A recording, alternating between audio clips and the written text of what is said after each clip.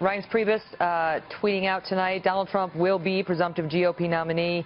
We all need to unite and focus on defeating Hillary. At the same time, James Carville sends out a fundraising email seeking to raise money off of the Trump presumptive victory.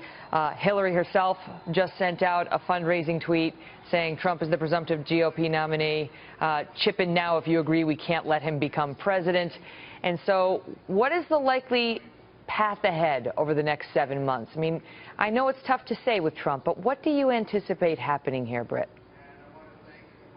Well, he'll be under severe attack from Hillary Clinton and her Democratic allies. They will point to the vagueness of his promises. They will point to the multitude of things that he has said over the years about women and about others. We will hear those repeated over and over again. He is, whether he likes it or not, a target-rich environment, and they will take dead aim at him, and he will respond however he chooses. But I think, Megyn, the first order of business for him is to try to get to win over the balance of his party. I mean, he's been rolling up majorities in the recent races, but overall he is not supported by a majority of the party. Now, much of the Republican vote will swing behind him, but he needs all of it. Mitt Romney got 93% of the Republican vote in 2012, and he won the independents by, 4 or 5 percentage points and lost the election. So you see what Donald Trump has before him. I mean, when you get down to it, there simply are more Democrats in the country than there are Republicans. And the Republicans have to win nearly all of their potential vote, plus independents by a good margin, and pull over some Democrats. But was Mitt Romney winning? Party to do that. But was Mitt Romney winning Democrats in the way that Donald Trump, we presume, might be able to? Well, we presume that, and I think there's no doubt that a lot of Reagan Democrats, so-called, working-class Democrats in some of these Rust Belt states in particular, will be for him. But will that offset the deficits he now has with minority groups? That's the question.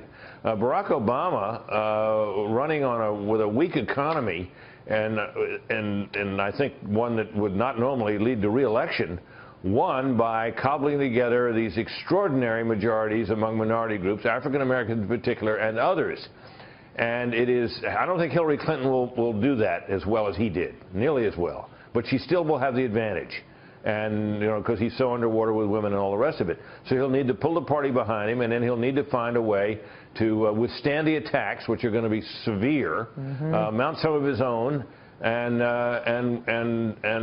it'll be a come-from-behind victory. I don't think there's much doubt about that. You look at the current polling now, he's well behind in all but this single poll he mentioned. And by the way, that poll that he cited is one where you had to take away from people the opportunity, the option of not voting at all in order to get to the majority. So that poll will need to be confirmed, to say the least. But there it is. Stilwell said that poll does not contact cell phones either, so it's problematic.